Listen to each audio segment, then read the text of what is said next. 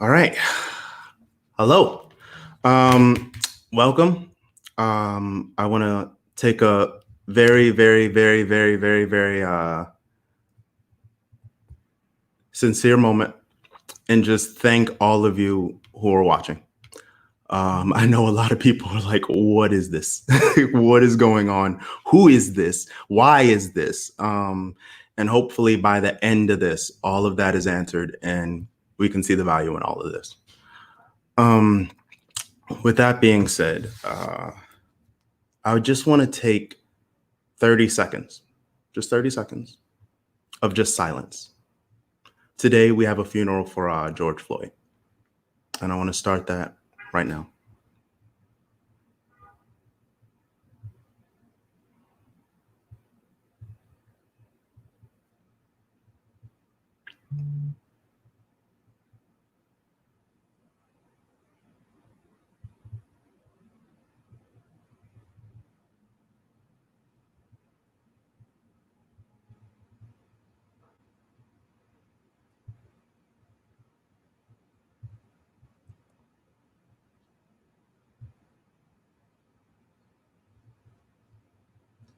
All right. Hello, my name is Davon Williams. Um, if you want to learn about me, my website is davonwilliams, the name's right there.com. You can look me up. But today, I just want to say, title wise, I am a member of the Actors Equity Association. This is not affiliated with them. I am just a member wanting to know more about my union. And I guess the question is how we got here. And before I do that, I just want to give a couple of thank yous. I want to give thank yous to everyone that gave up their platform, not knowing what this is, to get the information out. I want to thank all of you again for tuning in. For me, this is an important time, not just to learn about the union, but to learn about what's going on in our world. I feel like I know we're in the middle of a revolution. And one of the most important things in a revolution is the discipline to get it right, the want for change. And I think at this point, all of us have to do some deep digging and ask, what are we doing? What are we doing to see what we want, to see the changes that we want? And with that being said, the big question is, why are we even here? For those of you who know very well what's going on, I know you're asking, why are we here? You're asking, why should we even believe in this? You're asking, why is there a black dot on the screen? It's because I painted over my screen with black paint one day because I just didn't know when it was on or off. And then I wiped it off and I didn't do a good enough job. They are our first moment of real honesty. Today's the funeral of George Floyd. And all I keep thinking about, and it's come to me day after day after day after day after day, is that yet again, I just saw a public execution. I saw someone that looks like me with my skin tone murdered. And not only did I see that, but I saw all 50 states protest, riot, looting from sides that wanted to detract. I saw buildings burn. And all that had to happen to bring about change. And I feel weird even celebrating that something is won because it doesn't even feel like it. There's no reason that the parties in power should want. Sorry, this is like a very emotional thing for me. And I know, like, we're going to get to it. But I just want to be really crystal clear about what this is about. This is not a show. This is an intervention. The reason I say that is because when I keep thinking about the idea that someone was murdered on publicly, when I keep thinking about that, all I could think is, what can I do? I know the young lady who recorded is catching flack because they're saying she didn't do anything. She brought attention. She brought attention. And now the onus is on us to take action. And I thought, well, what is action? I was thinking, okay, I'll put up a status. I'll be really loud. I'll go to the marches. And right now it feels weird because just saying Black Lives Matter, yes, that was controversial 3 years ago. But today, it's easy. It's trendy. It's I don't want to say the word fun, but I've seen posts where I'm like, you're enjoying that you're on what you perceive as the winning side. Oh, I'm on the winning side. I did it. It's not enough. The more I think about it, the more I think about like our institutions. For me, I don't know how many of you are actors. I encourage a lot of union members and a lot of non-union members to show up. And I also just opened it because I think public discussions are important. I don't believe in hiding, but to me, I want to know what's happening and what actual motions are being done by the institutions that have asked a lot of me. As an actor, I'm asked to give my body, my voice, my skin, everything that I have. This is my product. And I've done it for multiple theaters. I've done it for films. I've done it for commercials. And now I want to know, now that you've taken this, when are you going to pay the taxes? And that goes for anything that has ever taken my name. When are you going to pay the taxes? And today, I'm looking at the Actors Equity Association that I proudly pay dues into. I saw a letter that had just come out when COVID was happening, and they said, hey, I know times are tough, and we're even going to delay it and move the goalpost, but we would like you to pay your dues.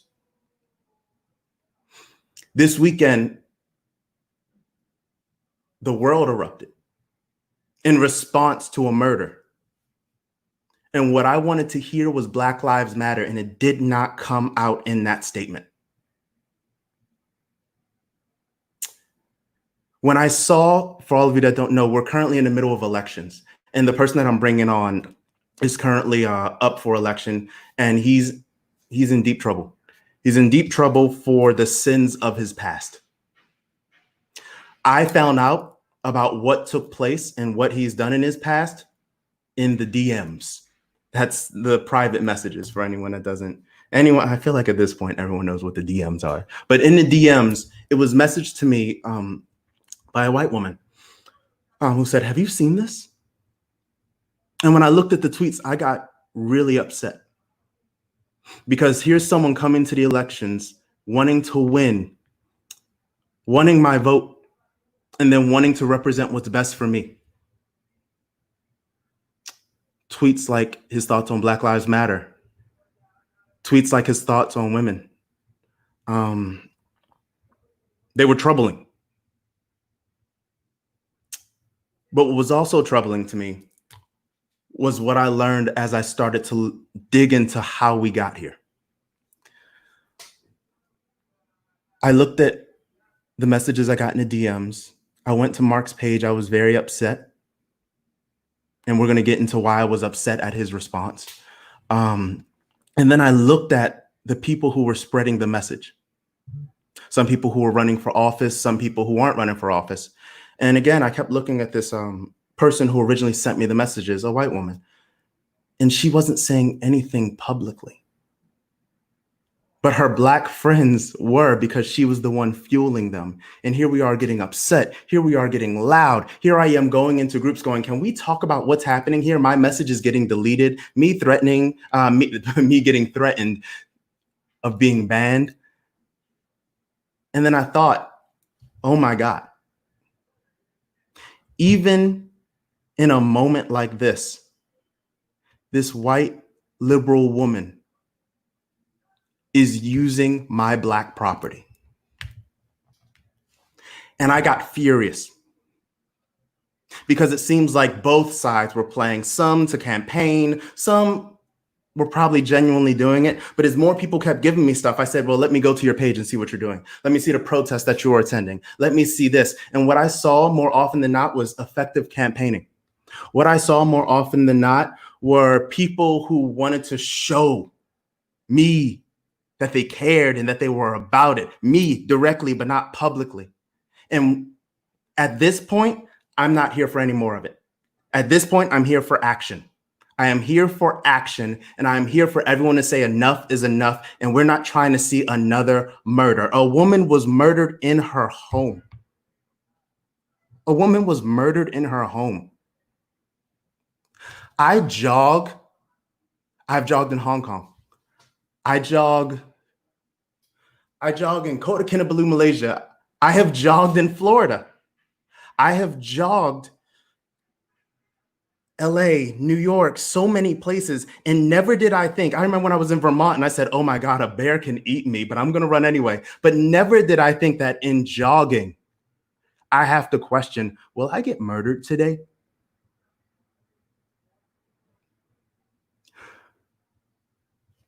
When I started saying that I wanted to have an interview, I reached out to Mark because I wanted answers directly from Mark. Because when I saw the stuff that was being said from his friends, from the opposition and everything else, I looked and I saw something that really stuck out to me. There was a Black girl named Chanel defending him.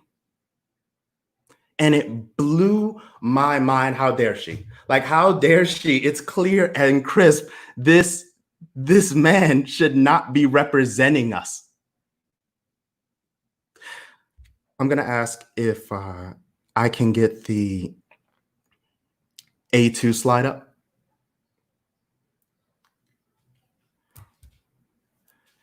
I saw things like this as I dug deeper into so many people's things.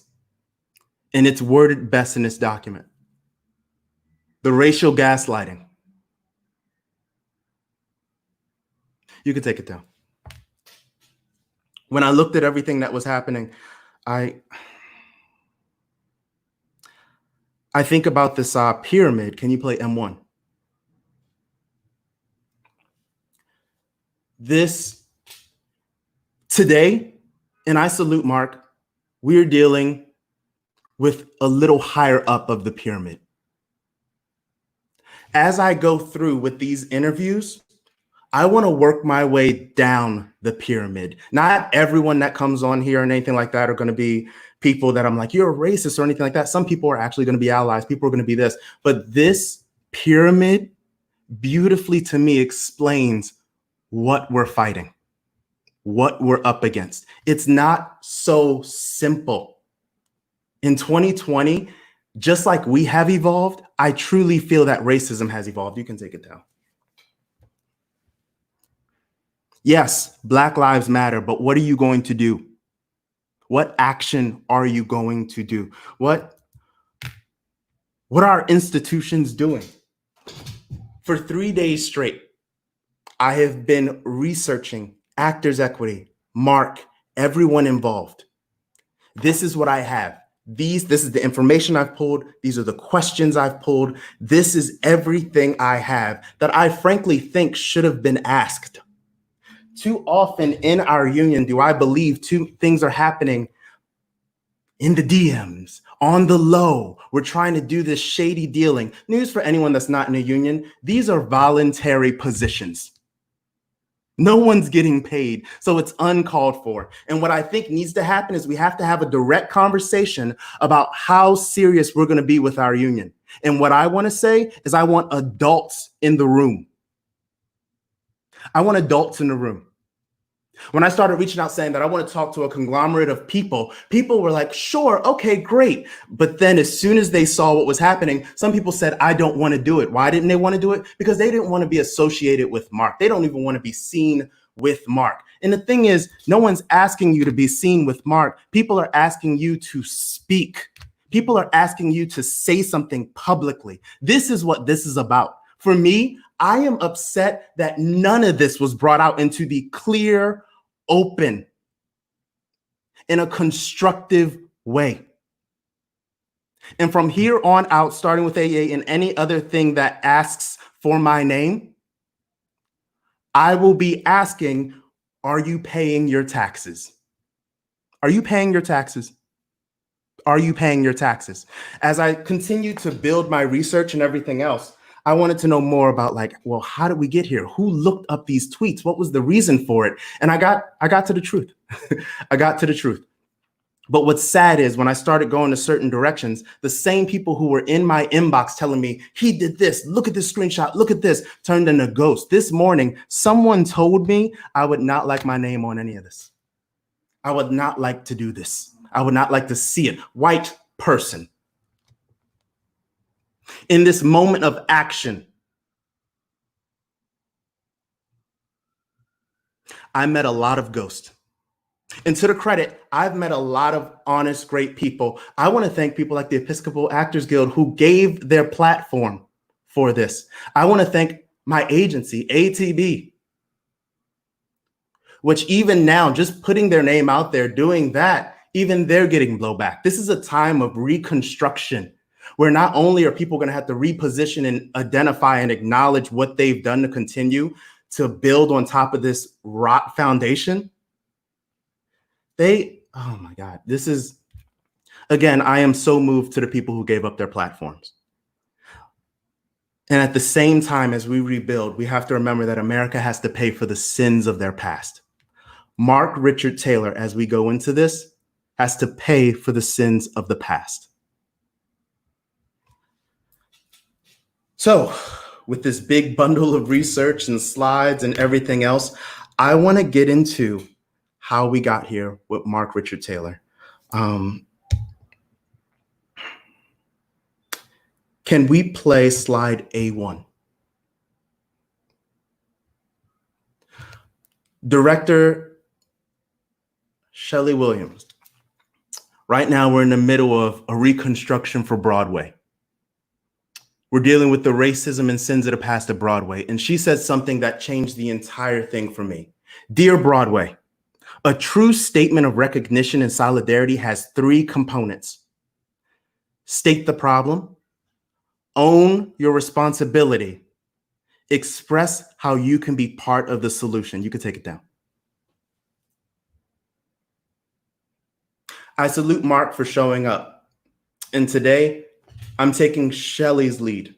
I will not be attacking. I will not be going for that. I will be showing the receipts.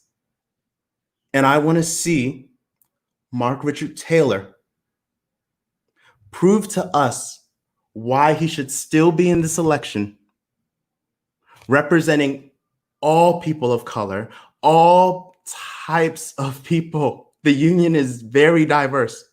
I want to know. And with that said, we're going to read Mark's bio, and then we're going to bring on Mark Richard Taylor. Mark Richard Taylor has performed in national tours, commercials, film, and television. He's performed with Meryl Streep. That must be nice. In the movie Do No Harm. Appeared on Broadway and Broadway Backwards, performed alongside John Raitt. Oh, half these people I don't even know. Yes, this is going to be a very real live experience. He has opened and performed in many shows for Walt Disney World, including Pocahontas, Hunchback of Notre Dame, Beauty and the Beast, Indiana Jones, Stunt Spectacular, and Finding Nemo the Musical. He still performs today at Disney in Finding Nemo as Bruce the Shark and a pirate in the Pirates and Pals fireworks cruise. Clearly he doesn't because, you know, we're in quarantine, but when it starts back up, he will continue his job. Everyone welcome Mark Richard Taylor. Mark, with the resume I just read, I understand for 25 years you've been in the business, and I know the question everyone wants to know right now with heated times is, have you had work done? No. All right, that's good. That's good to know. That's the other thing I want to let you all know. Mark had vocal surgery, so he's going to sound hoarse. Usually what I'll do in these situations, I've done a lot of private interviews. This is the first public interview I've done. We talk about your life. From your life, we go into what exactly you're doing, and then we go on from there. But because of the situation, I would like to start with the fire at hand, if that's okay. Sure. All right. Can we play M2?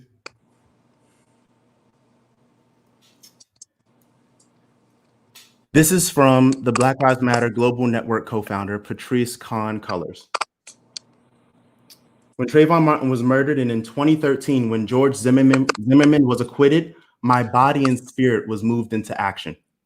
I couldn't imagine how in 2013 a white passing person could kill a young boy and not be held accountable. I didn't want George Zimmerman to be the period to the story. I didn't want his name to be the name held up over and over again by the media, by his fellow white supremacists. That's why when I saw the phrase Black Lives Matter spelled out by Alicia Garza in a love letter towards Black people, I decided to put a hashtag on it. Alicia Opal and I created hashtag Black Lives Matter. Mark, who is this?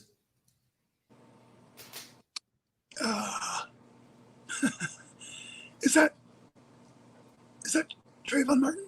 That is Trayvon Martin. You can remove the picture. Mark. Yeah. Do Black Lives matter? Yes, they do. Yes, they do. In the current situation, it has really hit home, I think, to the country that more than ever, Black Lives Matter. And I have seen a lot of my friends on Facebook hurting. And because they're hurting, I'm hurting because I love them. And it really hits home when it's somebody you know that is experiencing such pain. And it has really affected me, even more so today. Can you play M17 for me? What's coming up right now is a tweet from comedian and actor Jerry Seinfeld. Yeah. Looks like we're going a couple technical difficulties. God, we're just in it. M17. Could I get M17? Don't sweat. We're gonna move right on. How's M24? M24. Feels like I'm talking about bingo. Here we go.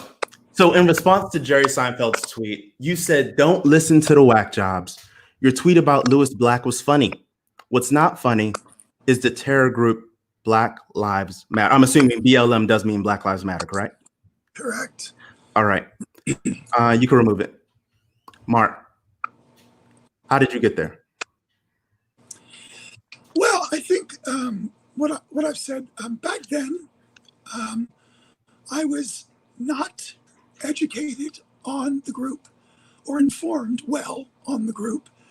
Therefore, it led me to make a stupid statement like that. I am much more educated today on the group and do not hold those feelings whatsoever. Can we put M24 back up? For me, it's the timeline. Trayvon Martin was killed in 2013. And just to be clear to everybody, Mark lives in Orlando, Florida. It was Florida in which Trayvon Martin was killed. This is where the uproar happened and everything else. This happened in 2017. Right. Can you pull that down for me? 2017, it's now 2020. Right. Do you even think that's enough time? You mean for me to evolve?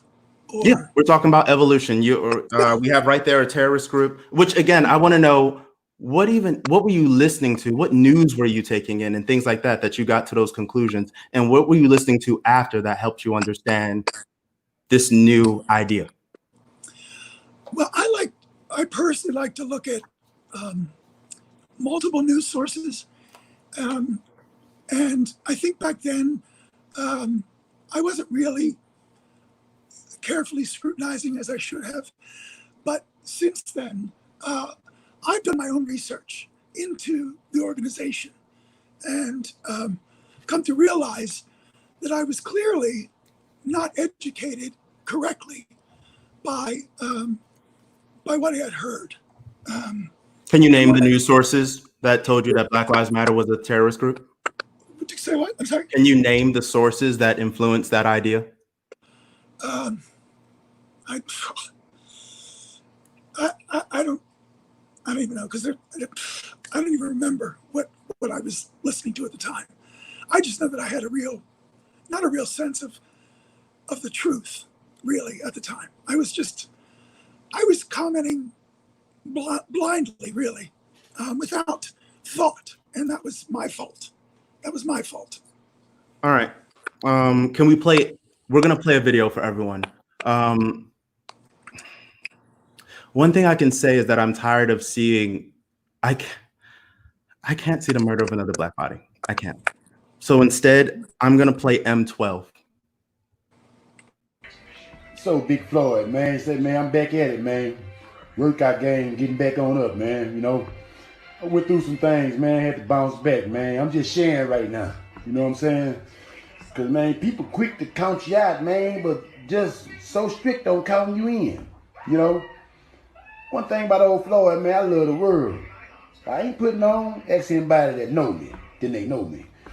You know, cause like people be acting like they be scared to embrace God, worrying about what the next man gonna say and all that. Man, you better get down. You know what I'm saying? Like I ain't here to show out and all that. You know, this here just for to motivate somebody to who wanna work out. It might need it or whatever you're going through, man. Man, don't let Instagram fool you, man, and get you depressed looking at what other people doing and all that, man. I love you, man. Big Floyd, kill your own family. I'm go. Can you play? Can you pull up M29? George Floyd's smiling daughter, 6, says, "Daddy changed the world." That's the griot. You can take it down. Mark, has George changed the world? Yeah, I believe so. I believe this has been a crucial moment in time. And I'm sorry, I'm very sorry and hurt that somebody else had to lose their life in order to affect change. And that should never have happened. But I think people are waking up because of this. The whole country is waking up. It's like a sleeping giant. And I think moving forward, this is the way to benefit and now help our brothers and sisters who are hurting, who have been hurt multiple times. This has to stop. And I think that's what everybody's saying now. This has to stop. We can't do this. Aaron Harrington, thank you for checking in. Just asked the question, what changed his mind? Like what changed your mind? What specifically had you have that turning point from 2017 to now? Like I said, I started to do research on the group, Black Lives Matter. And what I was reading was their philosophy. And their philosophy did not come out of hate. It did not come out of a negative side. It came out of wanting love and acceptance and a responsibility to look out for all of us. And I think when I read, there were like 13 principles. I think I read the 13 principles of Black Lives Matter. It made sense. It really made sense to me. And I said, this is coming now from a place of love, which is what we should be doing, not from a place of hate and division.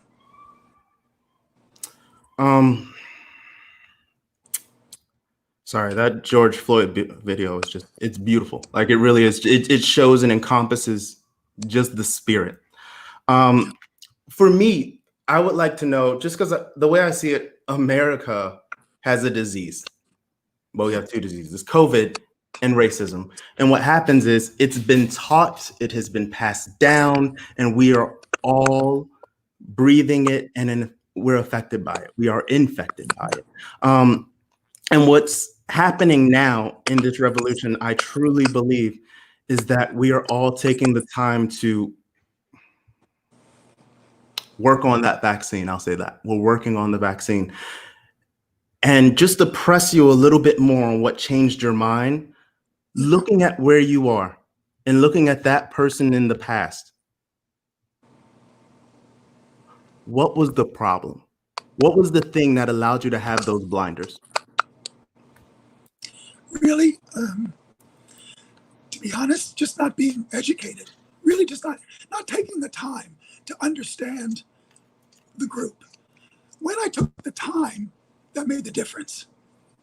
It's truly that. It was just being uneducated in the group and making a really stupid and false judgment that was wrong. Can we play M10?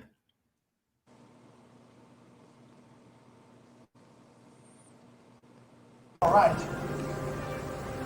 I'm not going to hurt you. I'm John Smith. Who are you? Pocahontas. Pocahontas. Well, how do you do? Oh, it's all right. It's just a handshake. Here, let me show you.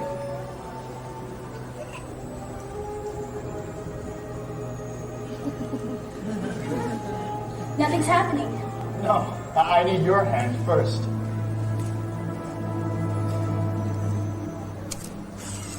This is how we say hello. We say hello. Wingapo. Wingapo. And this is how we say goodbye. Oh, let's stick with hello. I'm not going anywhere. John Smith, where do you come from? From across the ocean. London. London. What am I watching? That's my first show at Disney, Pocahontas. What is so special about that show to you? Oh God, so many things. One, in that show, I was the minority. They tried to get majority people with Native American ancestry, and they were successful pretty much in getting that. And so during the rehearsal process, we were educated on the Native American experience. Russell Means came and talked to us about what it was like in their culture. We heard from cast members what it was like being a Native American and some of the problems. And it really educated me on their experience. And I loved being the minority in that show. I loved being, not in the majority, and being part of this group and this family that we're still close today. I looked at your Facebook page and I saw that someone from that show defended you when all this blew up and it was revealed. Yeah. What do you think about that? Well, I know it is. She's been a friend for 25 years. We met in Pocahontas. She's a very even-handed person. She fights for injustice for all races and has always been a champion. And she knows me well and knows my heart. And she's just a great, strong individual, and I admire her very much. Like I was saying in my opening statement, a lot of time right now, yes, we all can understand the rights of our wrongs. But at this point, what's really important to me are actions and taxes. America every year is demanding taxes from people who work. Yeah. Here you have someone who defended you. Yeah. And we have Kelly Lester, who essentially is saying this. Is he unaware that this interview was about him? We would like to know how he has changed and how he feels, not his assumptions about the rest of us. And I want to kind of cue that up a little bit more and kind of focus that question. Is that okay? Sure. All right. If it's okay with you, can we play M3? I've never once said that you as a white woman are not a marginalized person, but if you heard that in my play, I don't know what to tell you. Perhaps read it or see it again.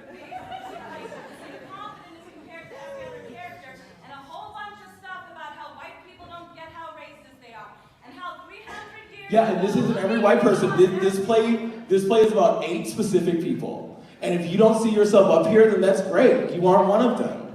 You aren't. These are 8 specific people that are in a play, which is a metaphor for our country.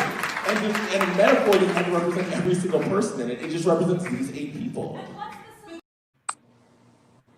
That is the controversial play, slave play, that moved its way to Broadway and changed the game. It's by Jeremy O. Harris. I saw it firsthand, blew my mind. And I so badly wanted to be there for those talkbacks, but man, getting a ticket at the time was tough. I should have waited 5 minutes seeing how many people walked out because it was so raw. One of the beautiful things about it is that it was almost a statement on what happens when you open the floodgates of diversity, which for Actors Equity Association is the idea. Open up, make sure that there's more opportunity for everybody. And what we saw was one of the talkbacks where a white woman seeing the play, and this happened a lot, felt the weight, felt what was going on, and was forced to sit in that discomfort. That's one of the things I'm going to credit you for is you showed up. You showed up. It should have been 2 of you. There's 1 of you. You showed up. And with that being said, the reason I brought up the Pocahontas show and the Native American show is because in slave play, and this is one of the moments that it blew my mind, specifically coaching. I grew up in Baltimore City. I went to private school all my life. You're taught to say and not say. And when I saw this aired, it shook me. Can we play M30?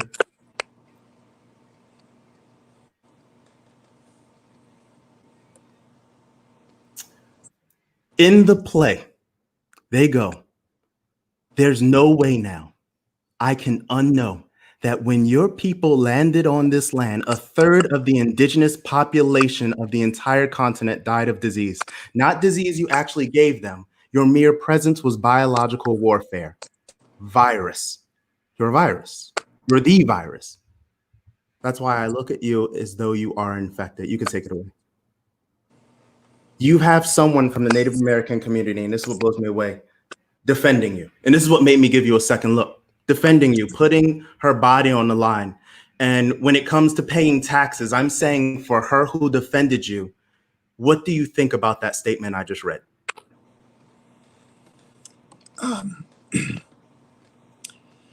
Well, yeah, I know that I hurt to hear some of the hardship that the Native Americans experienced because we heard a lot of it during the rehearsal process. And we understood where they were coming from. And I think that's why I had such affection for Renee, who's the one that spoke. Back then, we would talk, we would hang out. I really saw her heart, and I really enjoyed just her presence and who she is.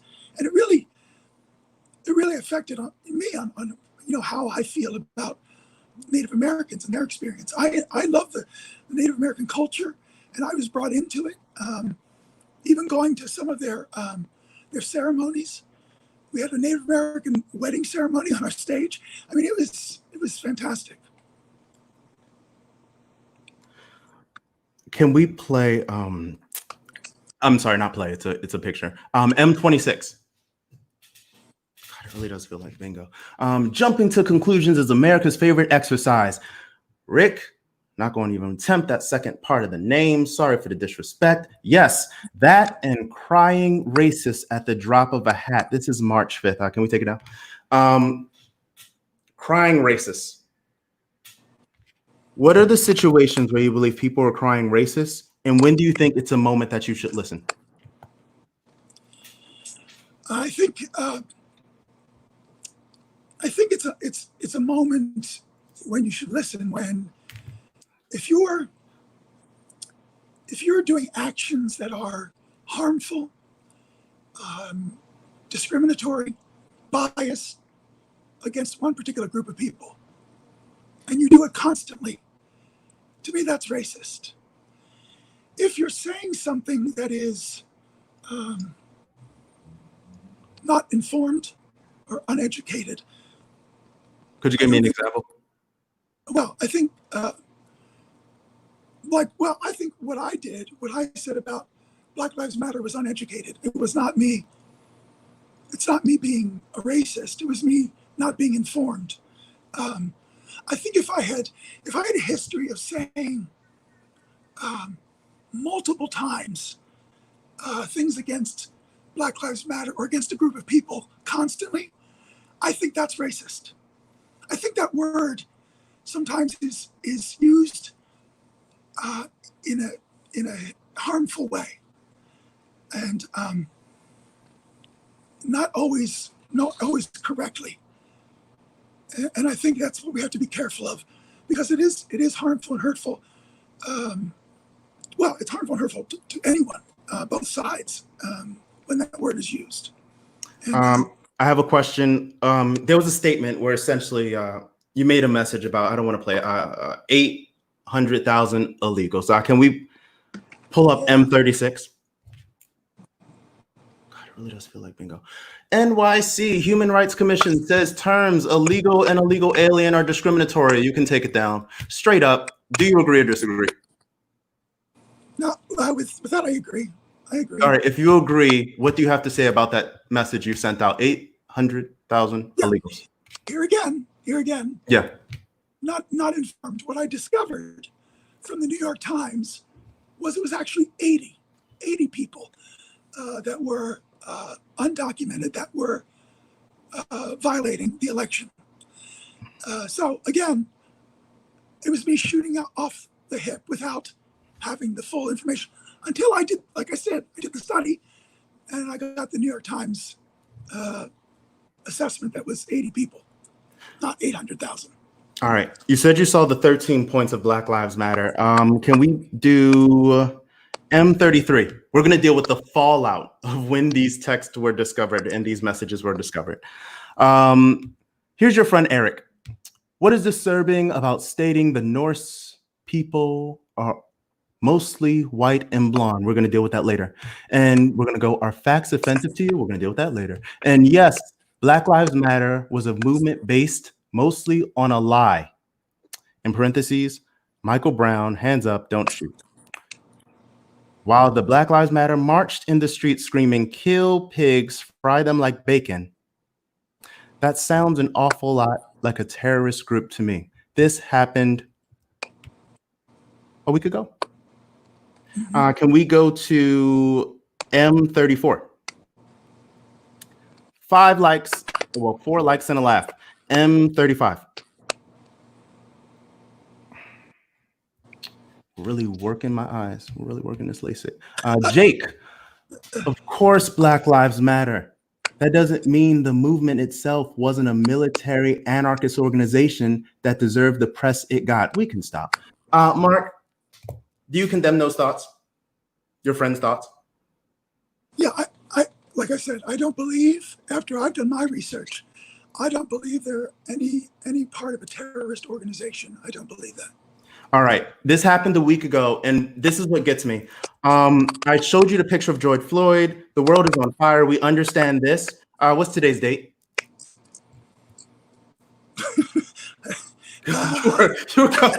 I'm gonna cheat. I'm here gonna help you. Today's date is the 4th. It is the 4th. All right, we're there. June. And the reason I say that is because when all of this happened, especially this weekend, we were looking for statements. I think you brought up Renee. I went on her page. Black Lives Matter, Black Lives Matter. She has spoken out. I want to know if we're saying, even for Actors Equity, they did the bare minimum of acknowledging. We wanted them to go further. Yeah. It's June 4th. And sadly, even with all this blowback, I haven't seen anything from you. Yeah. And I want to know, one, why didn't you say something to the people on commenting, trying to bring some sort of balance? Yeah. And what kept you from making a statement on your own? Yeah, that's a good question. So I struggled because of all of the flack I was getting and any of my friends were getting.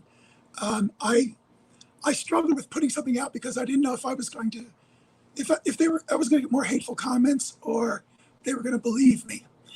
I can tell you, because there's a social media, site that doesn't get as much attention that I have, that I did post something in support, which was on my Instagram. And when it was the Blackout Tuesday, I did that to my account.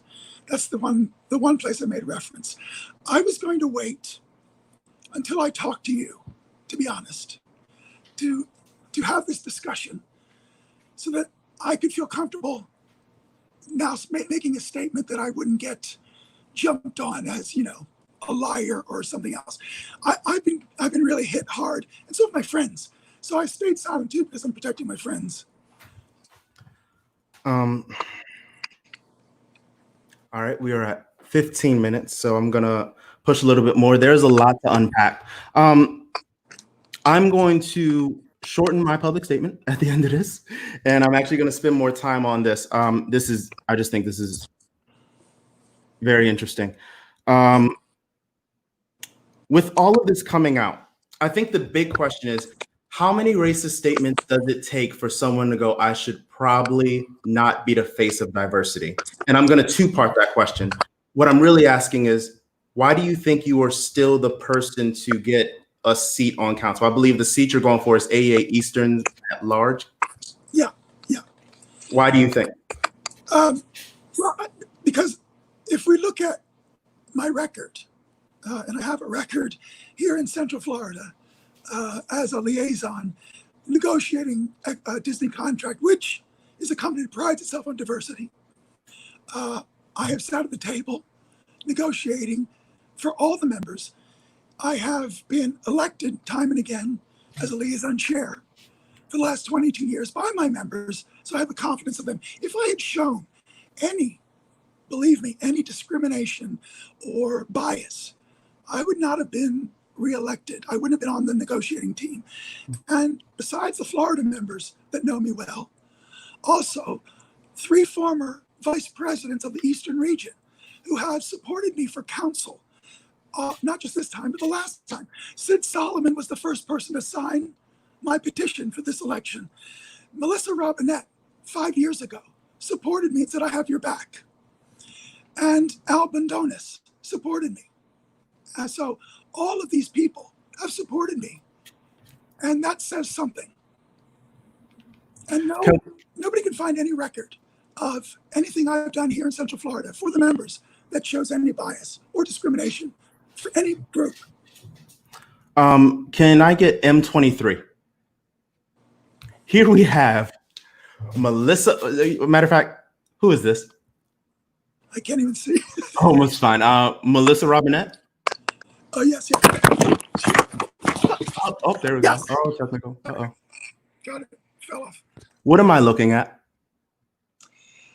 You're looking at, that was a very angry, hurt post that I put up. I was, it was after a couple years of it was building. Like I said, Melissa Robinette and I had worked together, we're friends. And I felt that there was a lot of behind the scenes that she was going around talking to my members without me even knowing this election. She even asked if I was running. She decided to go around and recruit somebody else. It hurt because I thought she was my friend. And I posted up something that was horrible.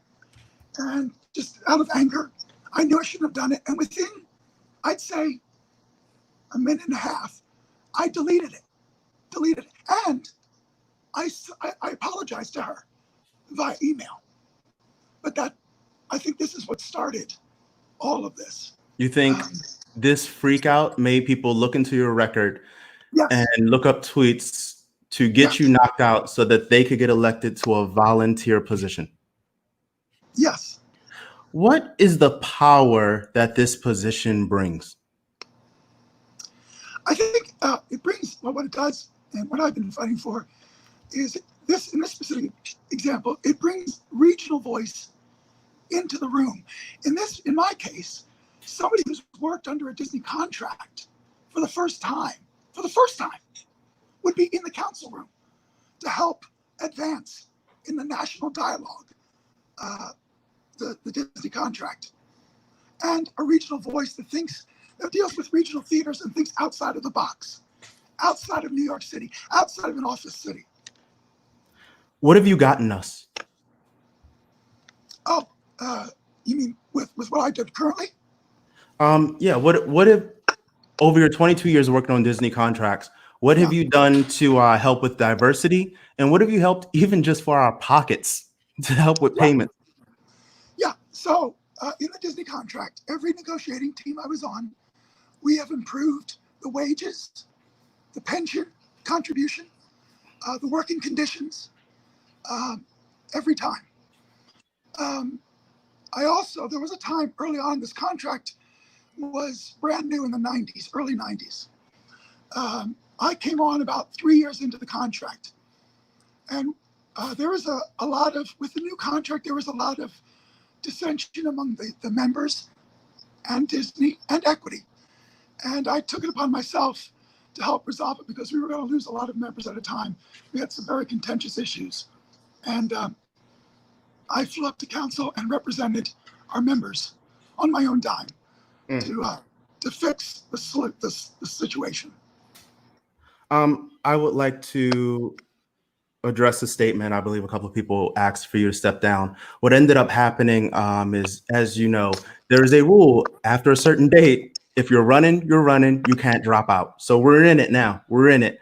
And I think the big question that a lot of people want to know is if you get elected to council, if you get this position and you say you have changed,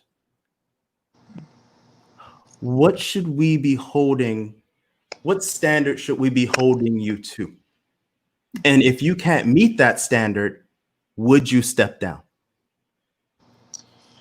Well, sure. I would say I would continue as far as my record, which is really exceptional as far as dealing with all members. I would continue to do what I did here in Central Florida, which is without bias, and continue to advance everybody. I think what I would like to do, should I get elected, is take a more active role in, I sit on the National Organizing Committee. I would like to work on the diversity side of it, because now I'm hearing more and more of that issue. Then I'd like to help on that side as well. I'd like to be a part of that discussion. That is a very strong commitment that you are ready to step up and not only do it, but essentially what I'm hearing is that you're ready to deal with the sins of the past, which you did. You were coming on, you're doing it. I think there's a lot more that you can do, hands down. I think there's a lot that we haven't even gotten a chance to get to because, again, we only have an hour. And this is the point I was getting at. Today, I didn't want to clear your name. I didn't want to make you a hero. And I didn't want to come here full guns a-blazing. I just wanted to see how we got here. And there's 3 things that I was looking for. State the problem, own your responsibility, express how you can be part of the solution. Now, everyone that's watching, that is now up for us to debate. That is now up for us to debate. However, Mark, you still have a platform. You have Facebook, you have Twitter. I saw that, and I have to acknowledge that all your tweets were deleted. Right. You have deleted all of your tweets. And actually, I'm going to pause. Why did you delete your past? Because, well, look, you had sort of hinted at the kind of shady background things that were going on. They were very selective, and there were. Can I push you? Can I help you out really quick? Sure. I believe that what happened to you was underhanded. However, I don't think that's the topic. I think what's happening right now is just because we're talking about you. Yeah. Yes, shots were fired your way, but it was your bullets. Yes. And the question is, what are you doing with your bullets? Correct. Right. And that's what I said. I feel like I've been definitely more educated in what we had discussed. I have like I said, a different view on Black Lives Matter.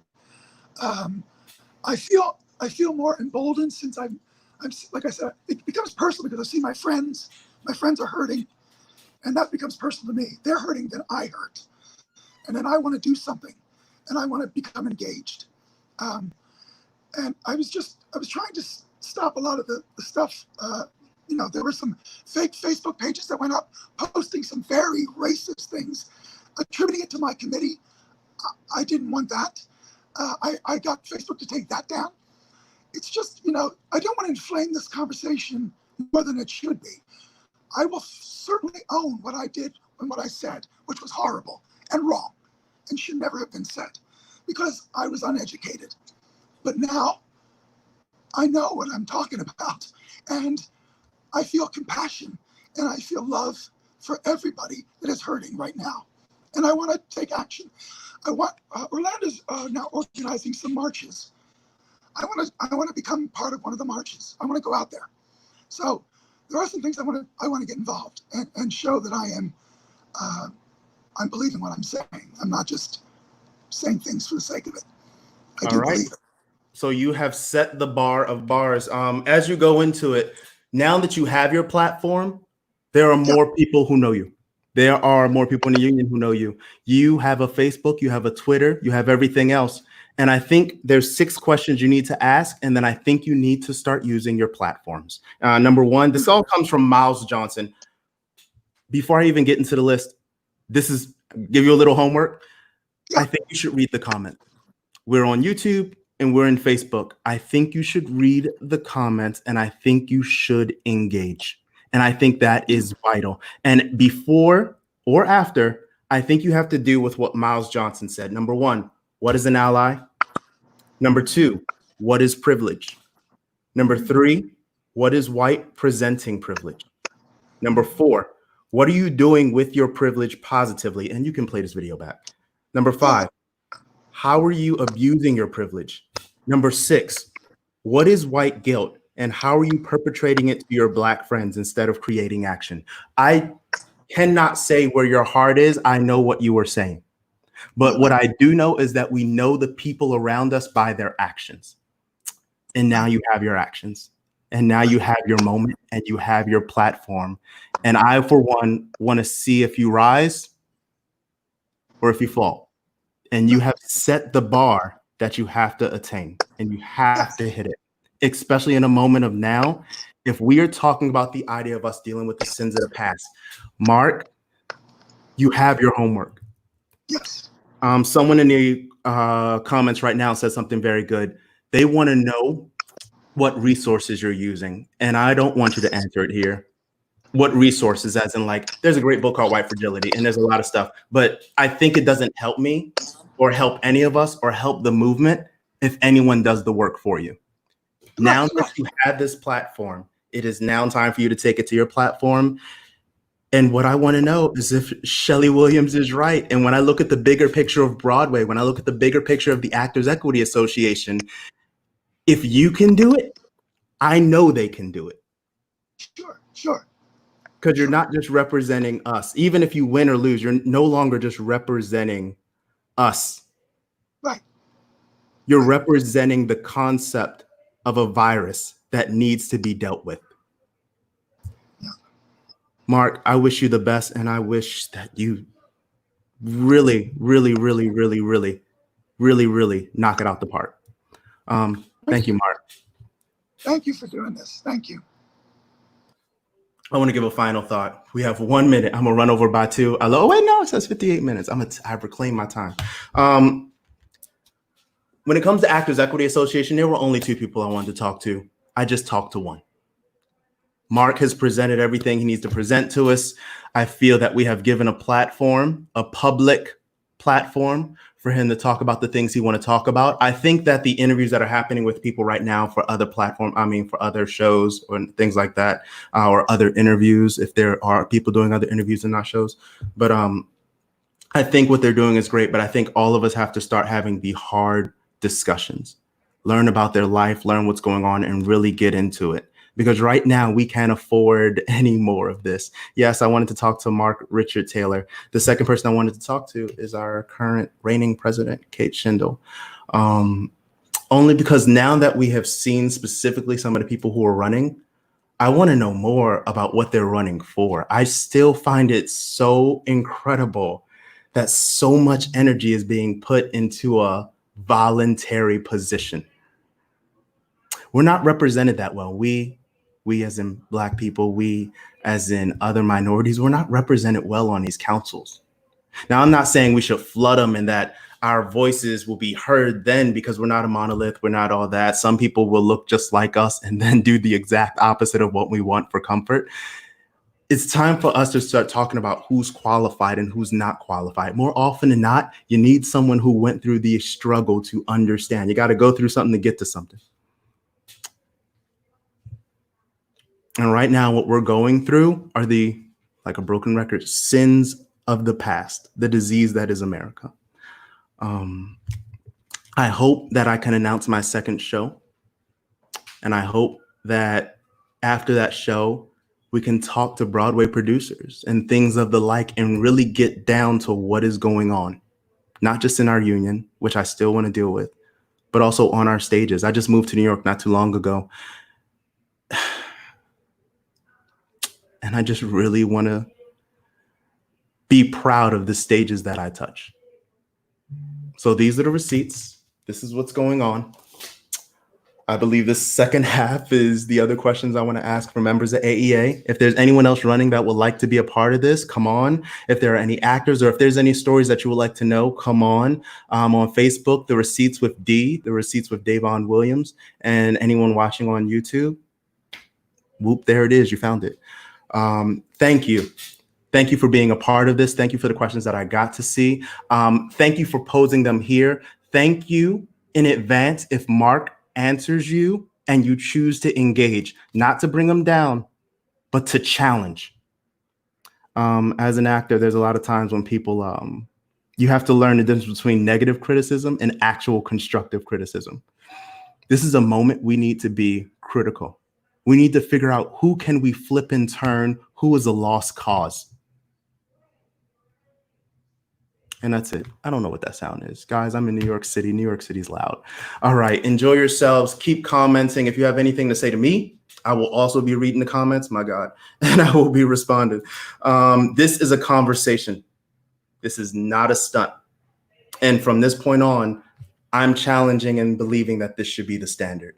To take us out, can you play M11? Because I think Michael Kilgore poses it the best. So one last thing before I get off. All of my friends who are on here who are white and have not spoken out about Black Lives Matter in the affirmative, have not spoken out against white supremacy, have not tried to topple the structures that create white supremacy, I don't want you to delete me. I want you to change your mind. Change your mind. If you say you love me, if you say you care, if you want to call me your friend and you're not doing any of that, you are a liar and the truth is not in you. Figure it out. Don't text me. Don't call me. Don't ask me. Google it. The same way you can Google everything else. Google the ways in which you can attack the system of white supremacy. Do that.